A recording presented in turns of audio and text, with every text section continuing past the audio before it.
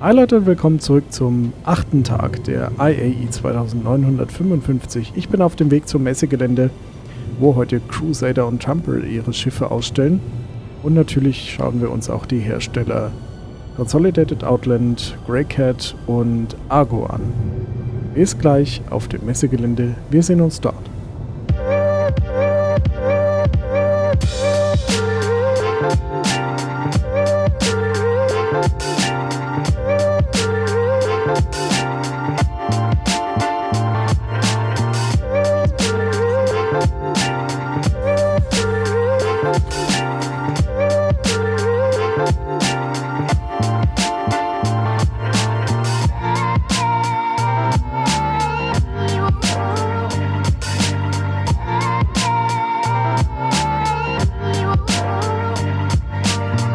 Nicht vergessen, in der Lobby gibt es dieses Jahr auch wieder die T-Shirts eurer Lieblingshersteller zu kaufen.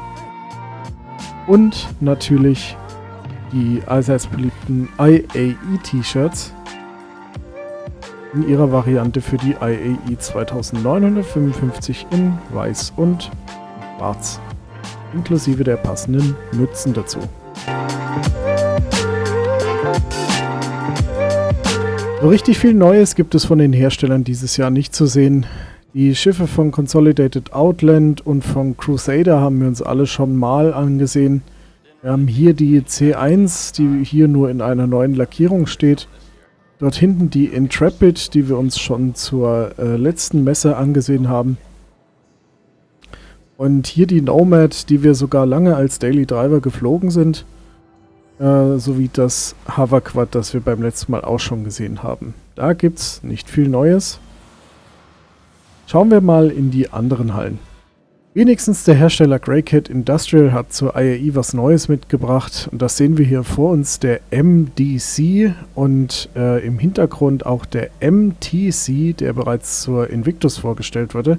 Bodenvehikel, die hauptsächlich für militärische Zwecke gedacht sind. Können wir mal reingucken. Der MDC ist recht schlicht gehalten. Es geht hier durch eine Leiter nach innen. Da haben wir einen Maschinenraum, Engineering Terminal, jede Menge Komponenten und die Konsole und natürlich auch eine Sicherung sowie einen Waffenschrank, Feuerlöscher und genau einen Fahrersitz. Und im hinteren Teil des Fahrzeugs auf der Ladefläche ein ballistisches Luftabwehrgeschütz. Das war auch der MDC schon. Ja, an der Heckseite gibt es nochmal einen kleinen Lagerraum für 2 Kisten, so wie wir das auch schon vom STV kennen.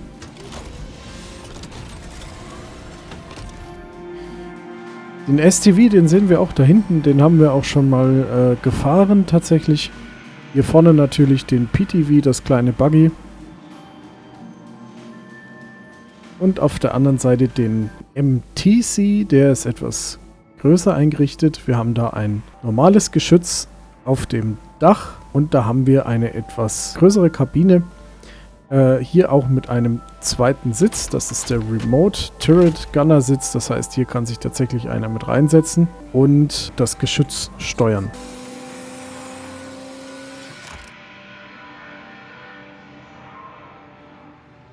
Jupp.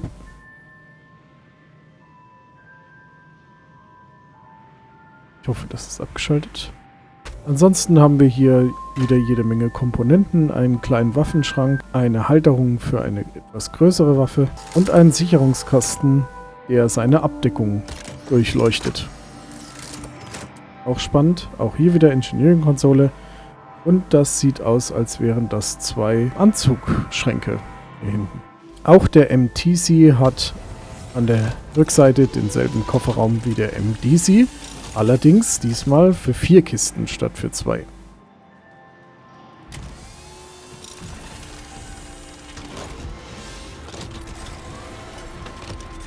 Wir haben jetzt zwar die neuen Fahrzeuge damit abgehakt, aber es gibt noch eine kleine Änderung an einem Fahrzeug, das wir bereits kennen. Und das ist die Argo Raft und das schauen wir uns jetzt an. Die Argo Raft kennen wir schon zur Genüge und die sind wir auch schon geflogen gemeinsam. Aber man sieht es hier vielleicht schon ein bisschen zur Seite. Es gab ein kleines Update an der Raft. Und da schauen wir jetzt mal näher hin. Hier hinten sehen wir noch in der Ecke die MPUV Tractor. Das ist sozusagen der kleine Cargo Loader. Und hier haben wir dann die Raft und ihr seht schon, damals hatte die Raft noch 3 große Klammern. Diese Klammern hat sie eingebüßt und hat dafür jetzt ein einziges großes Frachtgitter, an das die Kisten von unten magnetisch gehangen werden. Das macht das Schiff etwas flexibler tatsächlich. Damit hat die Raft jetzt auch bis zu 192 SCU Cargo Space. Und man muss nicht mehr unbedingt die großen 64 SCU-Kisten holen, um sie in die Klammern zu klemmen. Das war auch damals schon nicht mehr so. Allerdings, meine persönliche Meinung, ohne die Klammern hat dieses Schiff schon einen Großteil seiner Seele eingebüßt. Sieht nicht mehr ganz so cool aus wie noch zu Beginn. Aber das ist sicherlich Geschmackssache.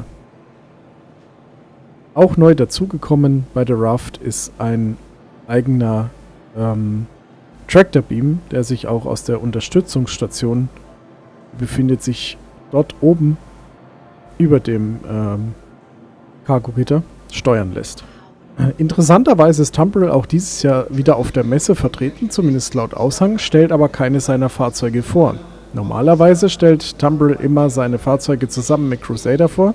Allerdings stellt Crusader heute auch nicht seine großen Transporter aus. Das heißt, Tumbril scheint sich dazu entschieden zu haben, seine Fahrzeuge nur an den Leihkonsolen anzubieten. Und da schauen wir jetzt mal vorbei. Von Argo Astronautics haben wir natürlich die Atlas heute im Terminal sowie die Atlas Geo. Die ist neu dazugekommen. Das ist eine Bergbauvariante der Atlas. Wir haben das CSV SM, leider hier ohne Räder dargestellt, einen kleinen Lasten-LKW, den haben wir beim letzten Mal schon gesehen. Wir haben die Argo Mole, das große Bergbauschiff.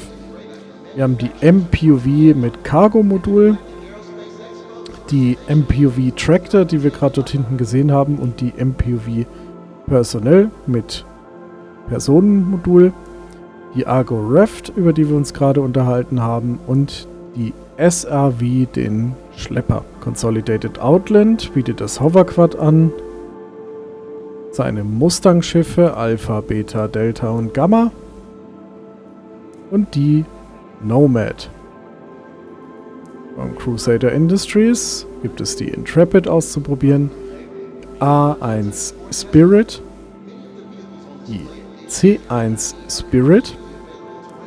Mercury Star Runner. Den Ares Starfighter in den Inferno und Ion Varianten, die A2 Hercules Starlifter, das sind übrigens auch die C2, auch die M2, das wären so die Schiffe gewesen, zu denen Tumbril wahrscheinlich auch seine Fahrzeuge ausgestellt hätte. Und wir haben Greycat mit dem MTC, dem PTV, dem Rock DS, STV und MDC, das heißt alle Greycat-Fahrzeuge, die hier auszuleihen sind, konnten wir uns auch vorher in der Messe angucken. Tumbril Land Systems ist trotzdem da und man kann die Fahrzeuge zumindest ausleihen, wobei die Anzeige hier sehr fragwürdig aussieht. Wir haben den Cyclone, den AA, den MT, den RC und den RN sowie den TR und den Tumbril Nova, dem hier in der Ansicht sein Geschützturm bereits fehlt, sowie den Tumbril Storm und den Tumbril Storm Anti-Air.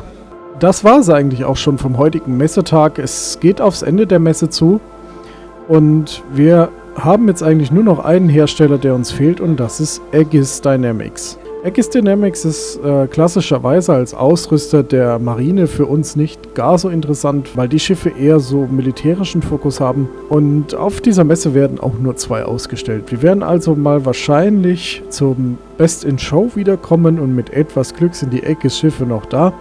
Ansonsten werden wir Aegis dieses Jahr einfach boykottieren. Aber die Best in Show werden wir uns auf jeden Fall anschauen am 29. November, das ist dann der Samstag. Und danach ab Sonntag haben wir bis zum 3. Dezember das Finale, bei dem alle Schiffe nochmal ausgeliehen werden können an den Konsolen und ausprobiert werden können. Das war's von der Messe. Ich hoffe, dieser kurze Messetag war nicht zu langweilig für euch. Wir sehen uns dann spätestens zum 10. Messetag wieder zur Best in Show. Bis dahin, einen guten Flug und bis bald.